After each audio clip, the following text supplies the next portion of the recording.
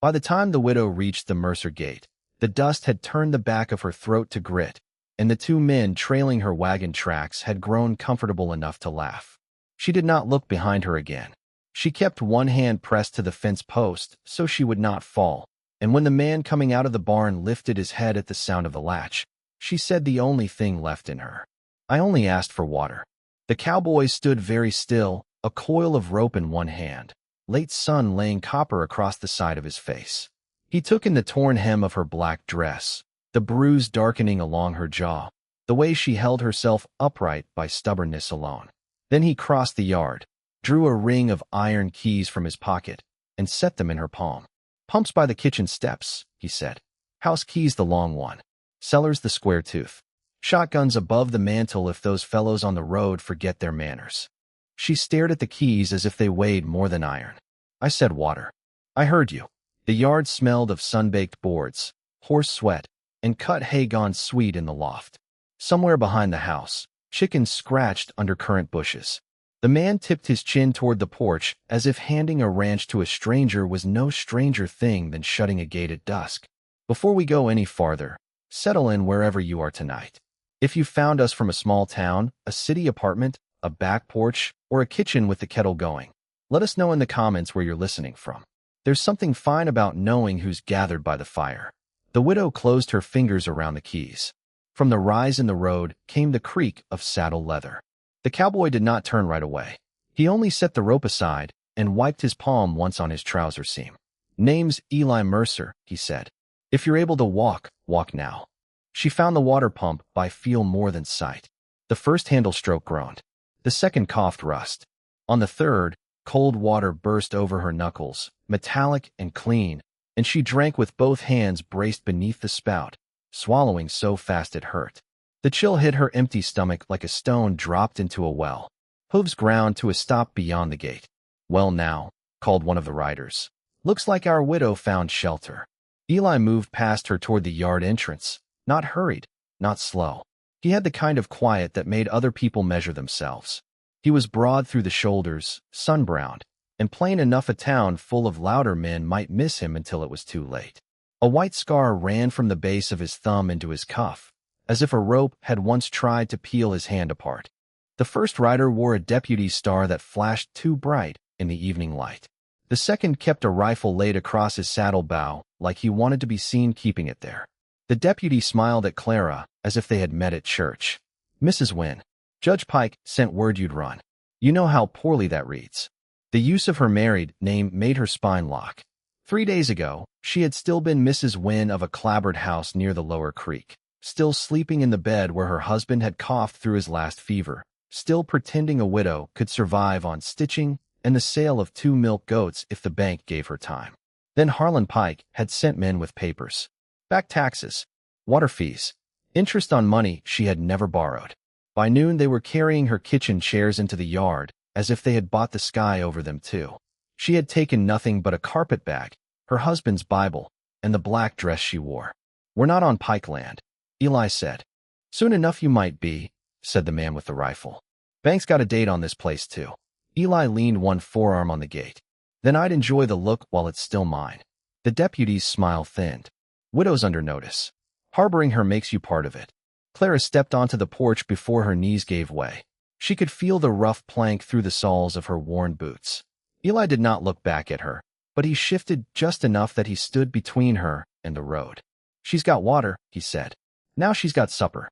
The deputy clicked his tongue. "You'll regret that." "Maybe, but not tonight." The rifleman spat into the dust. "Pike says that spring of yours will serve the valley better once it's under proper management." At that, Eli's jaw changed. Not much, just enough for Clara to know they had stepped onto the true thing beneath the words. This was not about a widow in a torn black dress. This was about the narrow band of cold water running under Mercer land, a spring that had never gone dry, not even last summer when the creek fell to a shine of stones. The deputy touched 2 fingers to his hat. "By Saturday noon, Mr. Pike means to settle all remaining questions. Land, water, occupants. I'd make my peace with the matter before then." When the riders turned away, the last of the sun had gone red across the pasture. Clara let out the breath she had been holding so long it trembled. Eli came back to the porch and held out a tin cup. Drink slower this time. She took it. You don't know me. No. Those men could come back with more. They could. And still you handed me your house keys. His eyes moved to the road, then the bruised place on her jaw, then the wedding band she still wore because her fingers had swollen in the heat and grief. A woman asking for water after sundown with men on her trail usually means the world has already been unkind enough. He went inside first, lit the lamps, and set a kettle over the stove. The kitchen was spare and orderly.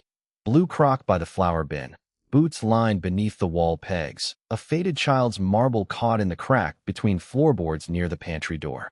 That little marble told Clara more than a dozen questions would have. There had been a child here once. Not now. She washed the dust from her face in the basin. When she looked up, Eli had turned away on purpose, giving her the privacy of a man who understood how dignity survives in scraps. He cut bread, shaved cold beef, and slid the plate toward her without ceremony. Eat, he said. Then tell me who Harlan Pike thinks you belong to. Her first bite hurt worse than the water had. She chewed slowly, the taste of salt and pepper and old smoke filling her mouth until she almost wept. I don't belong to him. I figured. My husband kept freight books for Pike's supply office in town. Thomas Wynne. He died in April. Saying it aloud still felt like knocking on a shut room. After he was buried, Mr. Pike came with condolences, then bills, then men. Said Thomas had debts. Said the house sat on water allotment he owned outright. Said I'd either sign over what little was left or be put out. She looked down at the bread in her hand. I asked to see the figures. He said numbers weren't a widow's concern. Eli set down the knife. That was when she understood his silence was not emptiness. It was restraint. He was wrong, he said. She gave a short, tired laugh that caught on something sharp. He's powerful enough that being wrong doesn't trouble him. Eli lifted the coffee pot and filled her cup. Might, if the right person shows him in front of enough witnesses. She glanced toward the desk in the corner where ranch ledgers sat in neat stacks beside branding records and a folded foreclosure notice left half hidden under a tin paperweight. She had only seen it for a moment, but habit caught figures the way burrs caught a skirt hem. 3 months arrears. Interest increased. Levy pending. Harlan Pike's bank again. The widow had come asking for water. Instead, she had walked into a house already under siege. Outside, a horse snorted hard in the dark. Eli was at the door before the sound finished. Clara rose too quickly, one hand on the table edge. Through the screen, she saw a loose mare dancing at the hitch rail, wild-eyed, a line trailing from her halter. Something white flapped from the rope. Eli caught the mare with 2 low words and a hand to her neck. He untied the paper. Clara could see enough from where she stood to know it was no ordinary note. Thick legal stock. Heavy seal. He read it once and came back inside. What is it? She asked. Saturday noon, he said. Public auction. Pike's calling in the note on the ranch. The kettle hissed. The lamp flame gave a small, dry pop. Eli folded the notice and laid it beside her untouched cup. Looks like nothing in this house goes back to what it was. Clara stared at the paper until the letters blurred. She had arrived with one request and nowhere else to stand. Now a man she had met in the last half hour had opened his door, defied the county's most feared banker, and been marked for ruin by nightfall. She set down the bread. Then I won't leave, she said. Eli looked at her for a long moment, as though weighing whether she understood the cost of the sentence she had just spoken. No, he said quietly. You won't. The night carried pine resin through the open kitchen window and the far-off rush of the spring beyond the cottonwoods, steady as a pulse. Somewhere in that dark, the world had narrowed to a house, a widow, a cowboy, and the knowledge that by Saturday noon one of them would lose everything unless they learned how to fight the sort of man who liked doing his killing with a fountain pen. Clara slept badly in the small bedroom off the hall, waking at each creak of timber and brush of branches against the eaves. Near dawn, she found Eli already outside, saddling a bay gelding under a sky the color of cold ash. Dew silvered the pasture. The air bit with the first edge of autumn. You're riding into town, she said from the porch. Need feed, cartridges, and whatever truth can still be found in county records. He tightened the cinch. You should stay here. She came down the steps. I kept books beside Thomas for 6 years. Pike's papers smelled wrong the first moment I saw them. Eli glanced at her. Papers have a smell now. Bad numbers do. She tied the shawl tighter under her chin against the chill. Men who lie on paper always add too much and explain too little. A corner of his mouth almost moved. That's so. That's so. She lifted the folded auction notice she had taken from the table. This rate here is monthly, but the sum's computed like yearly interest folded twice. No bank in Montana writes it that way unless they're counting on grief to keep the widow from noticing. Eli's hand rested on the saddle horn. Come on then, he said. They rode into Bitter Creek by mid-morning, dust lifting in pale sheets behind them. The town sat in a fold of the valley where the road widened around a feed store, a church, and 2 blocks of false-fronted buildings washed with wind and sun. Men turned to watch as Clara and Eli came in side by side. Women paused on boardwalks, hands still on market baskets. A widow in black riding with Mercer was news before the horses stopped breathing hard.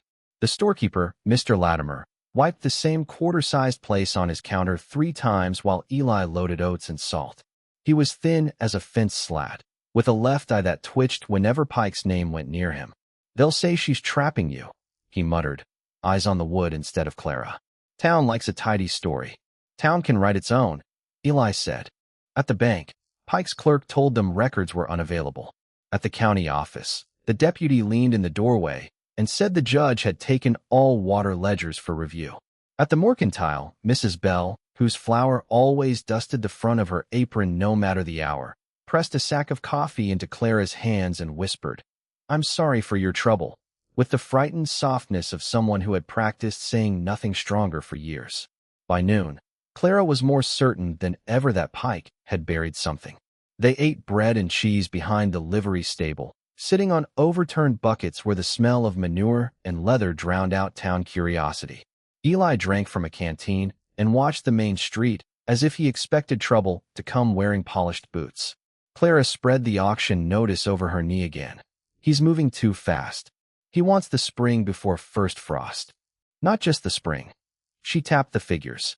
The note says improvements, east pasture, water conveyance, and all attached claims. That means he's reaching for the old South Ditch too. Eli turned to her then. South Ditch hasn't run in 12 years. Maybe, but the easement still exists. You know that from a glance. I know it because Thomas copied contracts till his fingers cramped, and he read every line aloud while I stitched at night. He said land tells one story and paper tells another. Men like Pike get rich where those stories don't match. For the first time, Eli let himself study her openly. Not the bruise or the morning dress. The mind behind her eyes. The steadiness. The fact that grief had not dulled her so much as honed her. What else did Thomas read aloud, he asked. She swallowed. Enough to get himself killed, I expect. The words stayed between them. He did not soften them. She was grateful for that. When they went to leave, Sheriff Dole stepped out from the shade of the barber's awning, one thumb hooked in his belt. He was fleshy in the cheeks and forever damp, as though honesty made him sweat even when he wasn't attempting it. Mercer, he said, Judge Pike's making a fair offer. Turn the widow out. Sign spring access. Bank'll extend your note through winter. Eli's face gave nothing away. And if I don't? Dole glanced at Clara. Then I reckon Saturday will be unpleasant.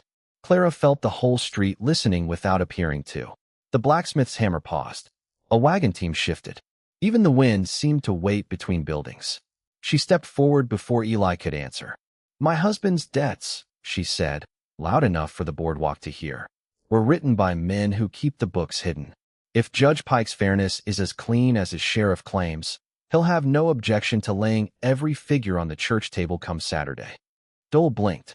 This was not the kind of widow the town had assigned her to be. Behind him, someone laughed once, quickly swallowed. He recovered. Mind your tongue, ma'am. Clara held his gaze. Mind your sums. On the ride back, Eli said nothing for nearly a mile. Then, with the road unwinding pale beneath them and locusts rasping in the grass, he asked, Were you always like that? Like what? As if fear ought to move out of your way. She almost smiled. No, but folks don't mind a widow starving near as much as they mind her refusing to disappear. He looked ahead again, but she saw the line land in him. At the home ranch, they spent the afternoon going through his desk. Land patents, cattle tallies, a sheaf of receipts for medicine bought in Helena 3 years earlier. Clara worked the columns with a pencil nub while Eli repaired a hinge at the back door. Each hammer strikes small and sharp in the stillness. "Your note's been altered," she said at last. He crossed to her. "The original ink's brown," she said, pointing. "This line's newer. See how it sits on the paper instead of in it?" Pike added a water surcharge after the signing. "You can prove it?" "In better light, yes." She turned another page. "And this payment here is entered twice. Once the day you made it. Once again as if it were a fee against you." Eli leaned one hand on the desk, close enough that she could smell clean sweat, dust, and horse. Why would he be so sloppy? Because men who have never been denied grow careless. And because he didn't think anyone in this house could read him. Toward evening, an old woman named Agnes Crowley came from the neighboring spread with a basket of preserves and news. She had a back bent like a weathered willow and a habit of spitting sunflower shells with deadly accuracy. "Pike's rider's been talking loud in town," she said, "saying Mercer Place is changing hands for the good of the valley." She set the jars down hard enough to rattle. "Anytime a rich man starts speaking on behalf of the valley, check your silver." She told them something else, too. Years ago, before Clara ever came west, Pike had quietly bought the deed to an abandoned diversion gate on the south edge of Mercer Land. No one thought much of it because the ditch had silted shut, but if repaired, it could turn half the spring away from small holdings downstream and into Pike's upper pastures and/or wash. "He ain't after one ranch," Agnes said. "He's after everybody who drinks below it." That changed the shape of things.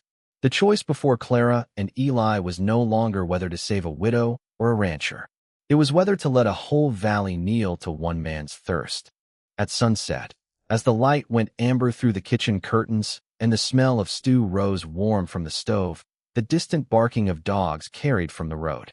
Eli stood in the doorway listening. "What would you have done?" Clara asked quietly, not looking up from the altered note. "If I'd kept walking yesterday." He rested one shoulder against the frame. "Same thing I did. Handed you the keys. Even knowing this. Especially knowing this. So let me ask you something here in the middle of it. While the dust is still hanging and the hard choice is the only choice left.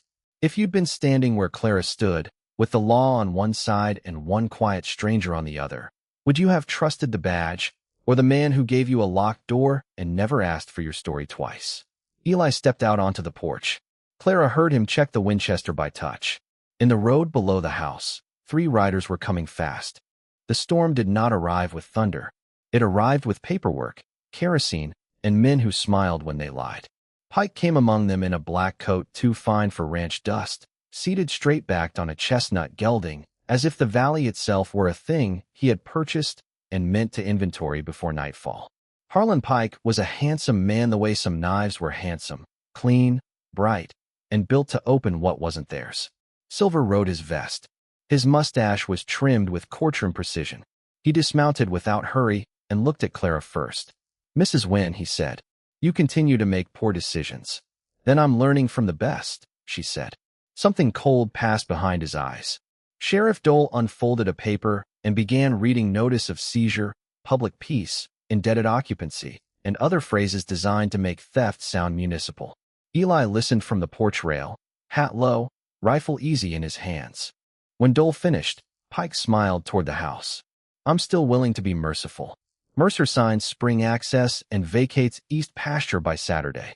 Widow Wynne returns the account copy her husband stole before his death, and I forget this unfortunate unpleasantness." Clara went still. "What copy?" Eli asked. Pike let the silence do its work. Thomas Wynne was a nervous man near the end. Men with secrets often are. Clara heard again the last week of Thomas's life. The coughing, the fever, the way he had woken one night gripping her wrist hard enough to bruise and whispered, "If anything happens, don't trust the papers in plain sight." She had thought the fever was speaking. She had been too tired to ask what he meant. "You had him killed," she said. Pike tipped his head. "I'm not responsible for every weak chest in Montana." Eli came down one step. "Careful." Pike's attention shifted to him, amused. "You mistake yourself for the hero of this piece, Mercer. You're only a parcel I haven't collected yet." Then his gaze returned to Clara, and she understood something all at once. Thomas had not just died with fear in him. He had died keeping time for something, hiding something, trusting that sooner or later Pike would show his hand. She felt the Bible in her carpet bag where she had left it under the kitchen bench. Not the papers in plain sight. The words struck like flint. The riders pulled away at Pike's signal, but not before one of them uncorked a tin and sloshed kerosene against the side of the hay shed. Eli fired once into the dirt, so close the horse beneath the man shied sideways. "Next one's higher," he said. Pike smiled, mounted, and rode off. That night Clara took Thomas's Bible from her bag and laid it on the table. The leather was cracked at the spine. One page edge near Psalms looked thicker than the rest, as though pasted. Her fingers shook as she worked a paring knife beneath it. A narrow oilskin packet slid free. Eli let out a breath through his nose. Inside were copied ledger pages in Thomas's hand, a small brass key, and one sheet folded so many times it had nearly worn through at the seams. Clara opened the letter. "Clara, if you are reading this, it means I was a coward too long and brave too late. Pike has been charging dead men for water, widows for cattle they never owned, and small ranches for ditch repairs never made. He means to take Mercer next because the South Gate lets him own the valley by August. The original easement book is hidden where no banker would kneel, in the spring box beneath the West Cottonwood. If I fail to tell this in daylight, tell it where everyone can hear it." The room was silent except for the tick of the clock and the distant rush of water beyond the trees. Clara pressed the letter once to her mouth. Eli looked away to give her the privacy of grief, though there was nowhere in that kitchen grief had not already entered. At first light, they went to the spring. Cold mist clung low over the grass. The West Cottonwood spread one crooked arm above a stone box where the water ran clear enough to count pebbles at the bottom. Eli knelt and fitted the brass key into a rusted iron plate hidden under moss. The lock turned with a sound like a cough. Inside the box, wrapped in waxed cloth, lay the old easement register. Clara held it as if it were both evidence and bone. They had not taken 10 steps back toward the house when the first shot cracked from the tree line. Bark exploded from the cottonwood above Eli's head. He shoved Clara down behind the spring wall and drew his revolver in the same motion. More shots. Fast. Sharp. Pine scent blasted from splintered wood. Water slapped cold across Clara's wrist where a bullet chipped stone and sent spray into the air. "Stay down," Eli snapped. "I know that much." Two of Pike's riders were cutting across the far pasture to pin them from the fence, while another fired from the rise. Eli moved low, quick, using the spring house wall for cover. He fired once. A horse screamed and wheeled away. The rider hit dirt hard. Clara felt for the register under her body, tucking it beneath her ribs. Her breath came ragged. The morning air smelled of wet earth and gunpowder and the iron tang of fear at the back of her teeth. Eli shouted, "Can you crawl?" "Yes." "On my word, run for the wash."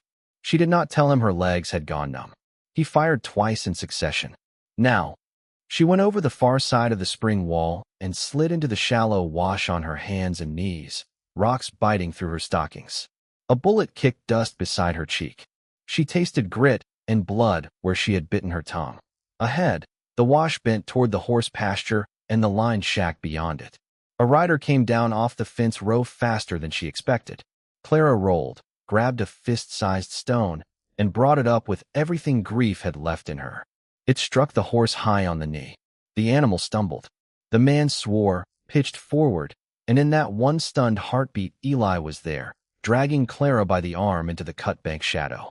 They ran bent double. Eli's grip was iron. Another shot rang out. Then another. He lurched. For one terrible second Clara thought he had tripped. Then she saw the blood spreading dark along his sleeve. The line shack sat 100 yards ahead, weather gray and leaning. Eli shoved her toward it. Inside. He barred the door with a plank and sagged once against the wall before mastering himself. The bullet had torn through the flesh of his upper arm, clean but ugly. Clara ripped a strip from her petticoat, packed the wound, and tied it hard while he braced his boots in the dirt and refused to make a sound. Hooves circled outside. Pike's voice came through the boards, smooth as lamp oil. "You can still end this decently, Mrs. Wynne. Give me the register, and I might leave him with his other arm." Clara looked at Eli. Sweat stood on his brow. His face had gone pale beneath the tan, but his eyes were steady on hers. "Don't," he said. Pike went on. "Mercer dies for a spring he can't keep, and for a widow who will outlive him by maybe 20 cold years. Think practical." Clara's hand closed on Thomas's letter inside her bodice until the paper crinkled. Then Eli laughed, low and rough with pain. Pike fell silent outside. You know what your trouble is? Eli called through the wall. No shortage of opinions, I'm sure. You think everybody tallies worth the way you do. The pause that followed felt alive. When Pike answered, the velvet had gone out of his voice. Burn them out. Kerosene hit the shack wall. Clara's stomach dropped. Eli crossed the room in 2 steps, kicked open the back window shutter, and looked toward the gully behind the shack. There's a ravine. Steep, but it runs to the lower meadow. I'm not leaving you. You're carrying the one thing he's truly afraid of. So are you. He held her gaze, pain and command, and something far more dangerous than either moving beneath it. Clara. Flame took the outer boards with a hungry hiss. Smoke rolled black along the ceiling. There are moments in a life when fear strips away every polite lie you've told yourself. Clara had spent months believing survival meant staying small enough not to be noticed. But smallness had brought Pike to her door all the same. Smallness had buried Thomas. Smallness would bury Eli too. So she did the hardest thing available. She obeyed the man who was bleeding because she meant to come back for him alive. Clara shoved the register through the back window, climbed after it, slid half falling into the ravine, and ran bent under the smoke. Behind her came a crack of gunfire, shouts, then the deep animal roar of fire taking Old Pine. She reached the lower meadow with her lungs tearing and found Agnes Crowley and 2 ranch hands from downstream. Men Pike had cheated often enough to remember it, driving up in a buckboard at a reckless pitch. Eli had sent word by a stable boy that morning, just in case. No rescue had appeared from nowhere. He had prepared for the worst because quiet men who have buried enough people learn to think ahead. Clara climbed in. Back to the shack, she gasped. Agnes squinted at the smoke. Girl, that's the dumbest sensible thing I've heard all year. They found Eli walking out of the burning line shack with his coat sleeve blackened and a stolen rifle in his good hand. One of Pike's men lay groaning near the doorway. The others had fled when reinforcements came over the rise. Eli made it 3 more steps before his knees folded. They got him to the house by noon, and by then the whole ranch carried the strange, stripped stillness that comes after violence. Smoke clung to his clothes. Burned pitch scented the air. Clara sat him at the kitchen table, cut away the ruined sleeve, cleaned the wound again, and laid cool cloth over the smoke's sting at his throat while Agnes banged pans and insulted everyone into staying useful. When the house quieted at last, lamplight had gone soft over the walls. The register lay safe on the desk. Outside, the spring ran on as if men had not just tried to kill for it. Eli sat shirtless at the table, bandaged and tired, one shoulder marked with old scars Clara had not seen before. Rope. Maybe fence wire. A life written in pale lines. He watched her wrap fresh linen around his arm. You should have gone on, he said, and left you in a burning shack. It would have been practical. She tied the knot. I was married to practical. He died frightened. Eli's eyes lifted to hers. For a long time neither spoke. The kitchen smelled of coffee gone cool, clean linen, and the faint medicinal bite of whiskey they had used on the wound. From the stove came a small settling tick as the iron cooled. My wife died in that room, he said at last, not looking toward the hall. Not from gunfire. Not from anything noble. Winter fever took my little girl first. Then Nora, 3 days later. Doctor got stranded on the pass, and I kept riding out like I could drag help home by the reins if I pushed hard enough. His mouth tightened once. By the time I made peace with Rhodes and whether not caring what I wanted, there wasn't a soul left in the house to tell it to. Clara's hands stilled over the bandage. She had seen the child's marble, the extra peg by the door, the smallness tucked away in corners a grown man no longer used. But hearing it said aloud was like hearing a floorboard finally admit where it had been broken. Thomas wasn't brave, she said softly. Not the way stories like to use the word. He worried. He apologized to furniture when he bumped into it. But he copied those ledgers knowing what might happen if Pike found out.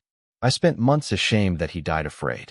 She folded the bloodied cloth inward on itself. Today I read his letter and understood fear isn't the opposite of courage. It's the price. Eli looked at her then, full and direct. The room went very quiet. He reached into the pocket of his trousers hanging over the chair and brought out something small, a brass house key worn smooth at the teeth. Not the ranch key he had handed her at the gate. Another one, older, softer from years of use. Nora's sewing room, he said, hasn't been opened in 2 years. I couldn't bear it. Kept telling myself grief deserved to stay dust-covered so I wouldn't insult the dead by going on. He set the key in Clara's palm beside the one he had given her the day before. But a locked room don't keep love in. It only keeps the living out. The truth of it struck so clean she had to look down. A house, she said after a moment, her voice barely more than breath, isn't the first place you sleep. It's the first place your heart stops bracing for bad news. That was the line that would stay. Eli's face changed then, not in some dramatic way, just enough for Clara to see how much effort it had taken him, all these years, to remain unopened. He covered her hand with his good one. Warm, rough, careful. And if this part is moving through somewhere tender in you tonight, then you are exactly who this story was meant for. A like and a subscribe is just a quiet way of saying keep the lantern lit. Keep telling the ones where goodness survives. He did not kiss her then. That would have been less intimate than what happened instead. He bowed his head once over their joined hands, and Clara led him. Warmth entered the room, but safety did not. On the desk lay the register that could destroy Harlan Pike, and tomorrow at noon the town would gather to see whether a widow and a wounded rancher had enough standing between them to make the truth louder than power. Saturday came blue and bright, indecently beautiful. The kind of clear Montana morning that made every pine edge look sharpened and every lie feel temporary. Clara wore her black dress again, brushed clean. Eli put on a fresh shirt over the bandage and took the pain in silence. Agnes rode with them in the wagon, shotgun across her lap like a hymn she meant to sing if required. The auction had been set on the church lawn because Pike wanted a crowd. He understood theater. So did Clara now.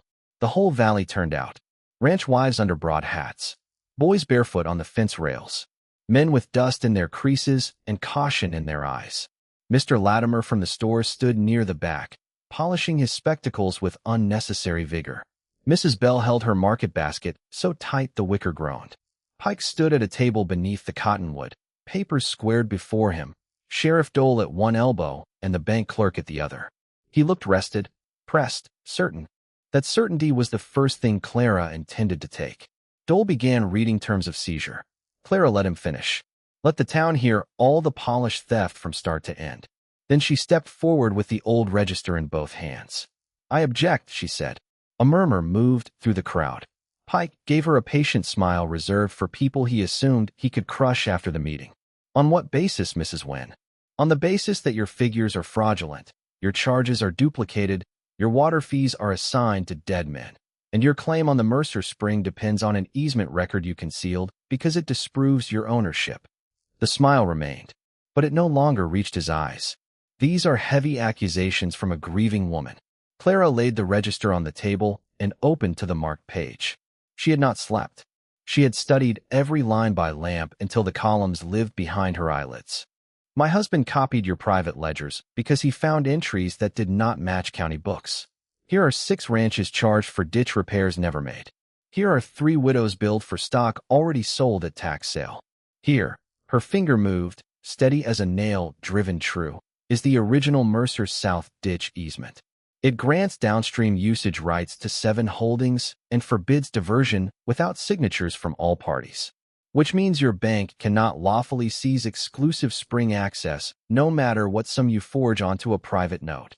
A man in the crowd said, read the names. Clara did, one by one.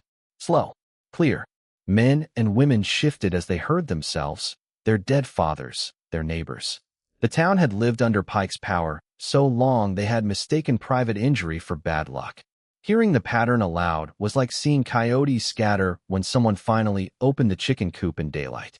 Pike reached for the register. Clara shut it first. You said fairness likes the light, she said. Here it is. He laughed then, though the sound came thin. Even if these records were authentic, and they are not, do you imagine public confusion voids debt? No, Clara said. Proof does. She drew from her reticule the altered note from Eli's desk and handed it to Mr. Latimer, who happened to be nearest and, more importantly, wore spectacles and hated being useful only in private. Read the ink. The storekeeper adjusted his glasses with shaking fingers. Different hand, he said. Different age, too. Louder, because he had crossed some invisible line in himself. This addition was made later. Pike's clerk blanched. Clara turned to the crowd. Ask him where the original books are. Ask why the sheriff carried private ledgers out of county offices. Ask why Thomas Wynne feared daylight. Sheriff Dole stepped forward. This proceeding is closed. Eli's voice cut across him, low but carrying. No. Now it's opened. He did not stride. He did not perform. He merely came to stand beside Clara, wounded arm against his side, quiet as judgment. Behind him came Agnes Crowley, Mrs. Bell, and 2 downstream ranchers. Then another. Then another. Not a mob. Something worse for Pike. A community deciding it had been addressed in the wrong tone for too many years. Pike saw it too. And because men like him cannot bear a room where obedience evaporates, he made his mistake. He snatched the register, yanked a match from his waistcoat, and struck it against the church table. But Clara had anticipated greed. Before dawn, she and Eli had copied the essential pages twice, once for Reverend Cole, once for the newspaper runner headed to Missoula. What lay in Pike's hand now was still evidence, but not the only evidence.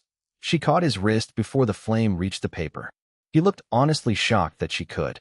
"You should have let me starve quietly," she said.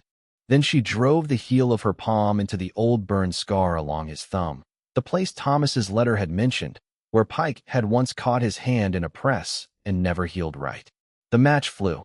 The register dropped. He cursed and reached for the revolver under his coat. Eli moved faster. Not to kill, to disarm. His good hand clamped Pike's forearm. His body turned. Pike hit the ground hard enough to knock the breath and dignity both out of him. The pistol skidded beneath the table.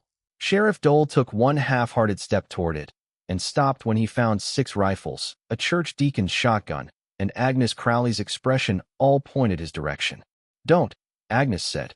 No one argued with that old woman when she used that voice. Reverend Cole came forward holding the second copy of the ledger. "I have signed witness to these pages," he said, louder than anyone had heard him speak outside a pulpit. "And I will ride them myself to the circuit judge if need be." "So will I," called Mrs. Bell. "And I," said Latimer, surprising himself most of all. The thing about power is that once people smell its fear, they stop bowing to it from habit. Pike pushed up from the dust, coat ripped, one side of his face streaked with dirt. "You fools," he spat. "You think this ends with some widow reading figures on a lawn?" Clara looked down at him. Really looked. The polished boots, the perfect cuffs, the ruined beginning at the edges. "No," she said. "I think it ends with a valley finding out your strength was borrowed." He lunged once more, this time not for the gun but for her throat. Clara did not step back. She let him come the half-step he needed, then pivoted exactly as Eli had shown her that morning beside the wagon, using his own forward weight and the slick dust under his boots.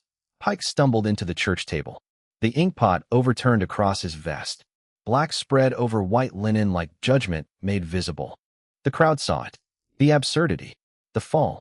The great Harlan Pike on his knees and spilled ink. Something changed forever in that laughter. Sheriff Dole, sensing where survival now lived, cleared his throat and announced he was taking Pike into custody pending review of fraud, attempted arson, unlawful seizure, and assault. He did it with the tone of a man discovering principles late, but not too late. Pike's bank clerk bolted. Was caught before he reached the hitch rail. The deputy quietly removed his star and laid it on the church table. By sundown, the safe in Pike's office had been opened under witness and yielded enough falsified notes to sour half the county. It was not merely embarrassment that took him. It was everything. The bank, the contracts, the sheriff's protection, his public face. Within weeks, the circuit judge froze his holdings. By winter, he was moved east in chains to answer for fraud, arson, conspiracy, and 2 deaths newly reopened under oath, including Thomas Wynne's. The ranches he had taken began, one by one, to pass back into the hands of the families he had squeezed. Justice, when it finally arrived, did not hurry, but it did not miss. As for the Mercer place, the original note was voided. The false charges were struck.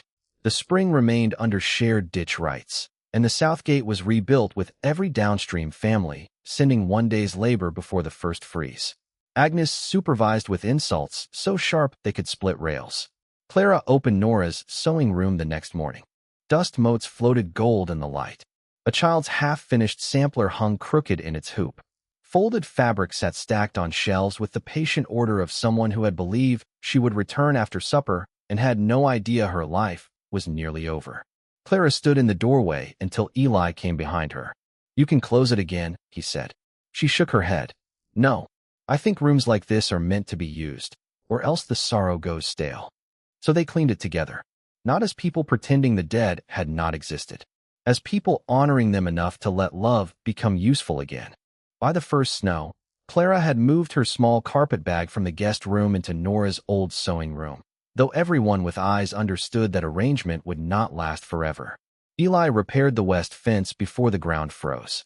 Clara took over the ranch books and discovered, to the astonishment of every cattle buyer within 40 miles, that the quiet widow at Mercer Place could bargain a fair price and make a cheating man wish he had stayed home. They were married in spring, not because the valley expected it, but because one evening after supper Eli came in from the corrals, set his hat on the peg, and said, almost as if continuing a conversation from the day before, "I've had enough of calling home by the wrong name." Clara laughed until she cried. Then she said yes. Years later, when people asked how it began, some told the grand version with the gunfire and the church lawn and Harlan Pike kneeling in spilled ink. But the truth of it lived in a smaller place. It began the minute a thirsty widow asked for water and a grieving cowboy answered with trust large enough to hand over a whole life. Funny thing about mercy, once you let it in the front door, it keeps finding rooms you thought were locked for good. On summer evenings after that, children's voices carried again from the Mercer yard, and lamp glow spilled through the kitchen windows, while Clara checked the books, and Eli came in smelling of horses and cut grass. And above the spring house the swallows stitched the last gold light over a valley that had finally learned who it belonged to. And next time, stay close. We're telling the story of a deaf seamstress sent west because her family called her useless, and the one-armed horse trainer who understood her silence better than any man who ever heard her speak.